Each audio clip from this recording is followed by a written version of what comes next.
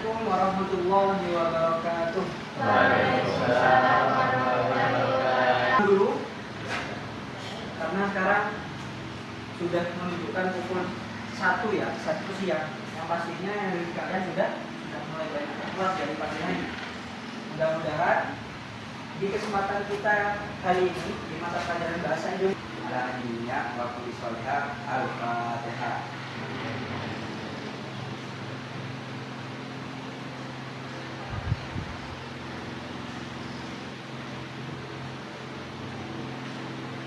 Selesai. Oke. Mati bisa, ilmi nabi sudah. Itu saja. Oke.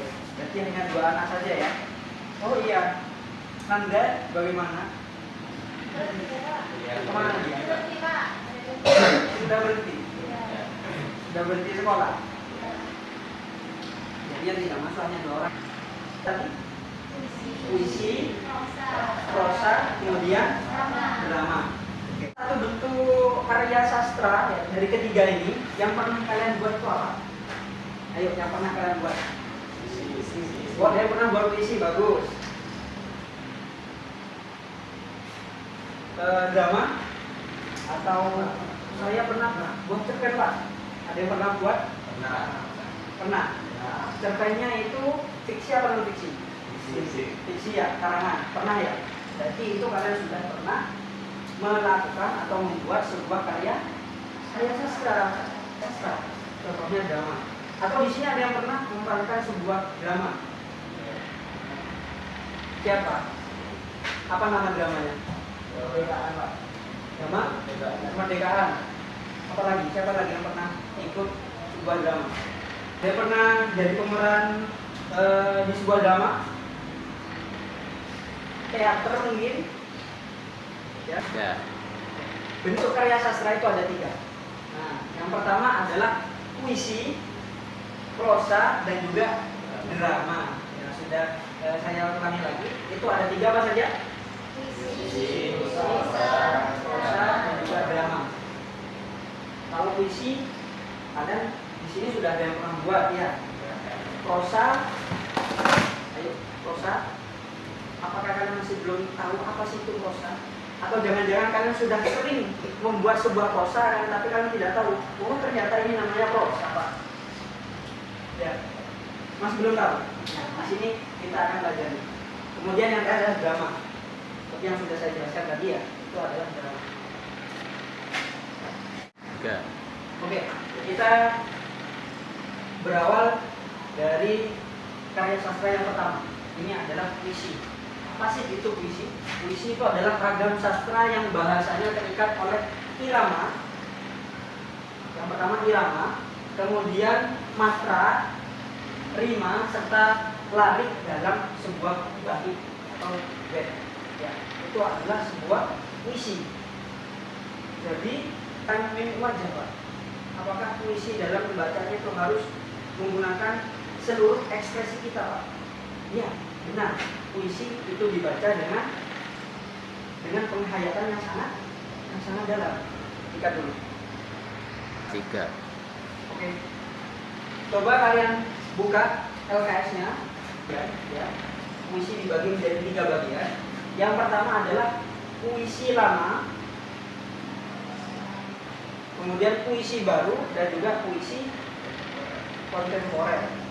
Puisi lama itu contohnya seperti apa? Seperti pantun. Nah, itu adalah puisi lama. Puisi baru itu seperti apa? Puisi baru itu seperti apa yang ada di depan kalian. Nah, ini namanya puisi baru. Artinya puisi yang terikat oleh irama. Irama itu apa Pak? Sekali lagi, irama itu adalah apa? Irama itu adalah alunan atau alur dari sebuah pembacaan atau alur dari sebuah intonasi. Itu adalah irama. Ya, ini adalah puisi baru. Nah, untuk contoh yang kedua, ini adalah prosa. Prosa ini adalah sebuah karangan bebas, tidak terikat oleh apapun ya. tidak terikat oleh kaidah yang terdapat dalam puisi. Artinya prosa itu lebih bebas. Contoh prosa itu adalah teks yang ditulis seperti narasi. Itu adalah sebuah contoh dari itu mempunyai beberapa jenis, ya, punya beberapa jenis seperti dalam bentuk cerpen, novel. Saya yakin kalian di sini ada yang pernah membaca salah satu dari cerpen atau novel, ya? Iya, roman. Contoh roman itu seperti apa? Pernah dengar tidak? Pernah tahu isi roman itu seperti apa? Tidak tahu. Nah, oke. Jadi sekarang kalian paham kan dengan apa yang saya ucapkan tadi? Saya kan pernah tadi kan bertanya kalau mungkin jangan-jangan kalian sudah pernah membuat prosa, kan, tapi kalian tidak tahu bahwa sebenarnya itu dikategorikan sebagai prosa. Nah, ternyata di sini banyak yang sudah pernah melakukan atau pernah membuat sebuah prosa atau sekedar membaca sudah, ya, itu adalah salah satu contoh dari prosa. Apa? Pada bentuk kedua ini, penulis menuangkan ide atau gagasannya lewat kalimat-kalimat yang dirangkai dalam bentuk paragraf. Penulis mendeskripsikan tokoh dan perwatakannya serta konflik di dalam kalimat-kalimat yang dirangkai dalam sebuah paragraf. Nah, contoh ini, ya, kami kembali berjalan pulang, kondisiku sudah sepenuhnya normal. Yang angan-angan sendiri bisa kalian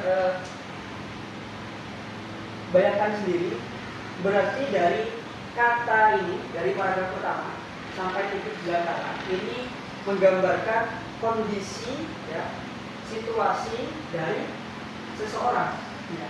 Artinya ini merupakan salah satu potongan dari sebuah cerpen atau karya sastra berupa prosa. Ini adalah prosa.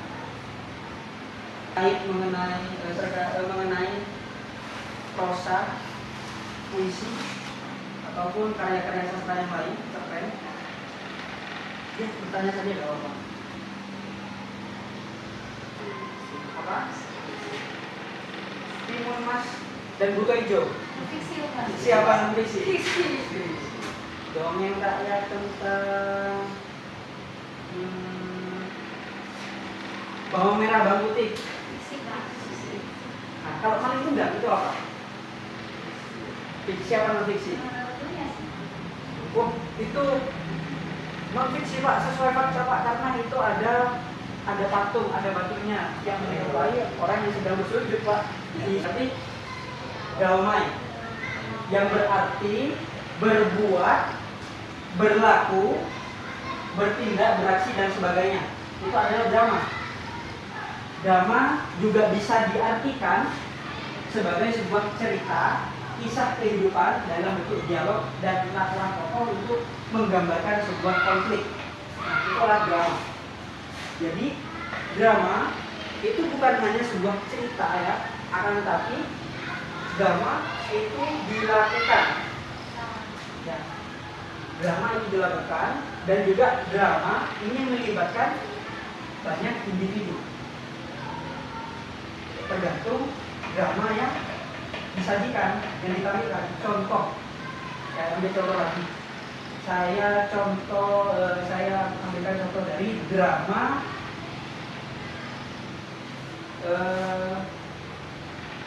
perobekan. Maaf, tiga dulu. Ini diturunkannya bendera Belanda. Kalian tahu tidak? Di Surabaya, momen sakral apa? Dirobeknya bendera biru dari Belanda, ya. Kemudian bendera tersebut dibuang. Nah, itu kan perlu berjuang. Di sini dulu pernah ada drama itu tidak? Apa? Di video lagi.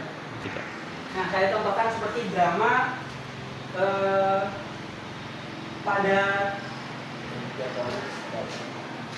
Semuanya termasuk golongan UKB. Oke. Maknya apa tuh? Nadanya ya apa?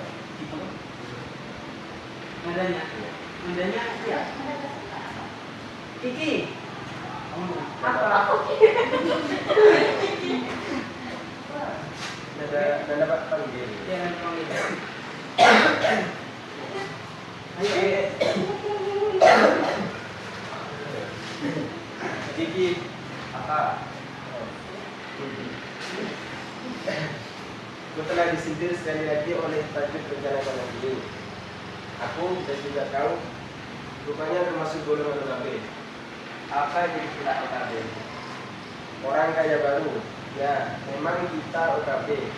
Tetapi apa salah kita? Mereka ini bilang golongan kita ini mau cari kekayaan dalam waktu singkat. Jika punya uang dipakai untuk konsumsi dan bukan untuk bangunan-bangunan atau pabrik-pabrik yang produktif. Nah, itu ya.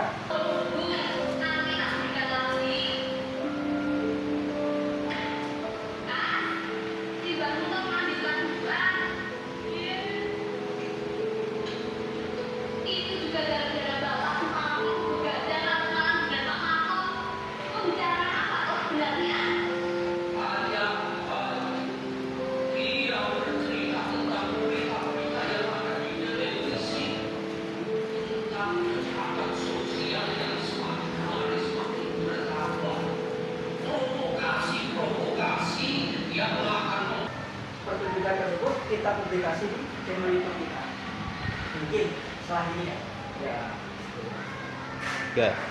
Oke, dari beberapa contoh dan beberapa penjelasan yang sudah saya jelaskan tadi oleh Pak Salman memberikan tadi, jadi bisa kita tarik kesimpulan bahwa puisi, prosa, dan drama ya ini ketiganya merupakan bentuk dari karya sastra.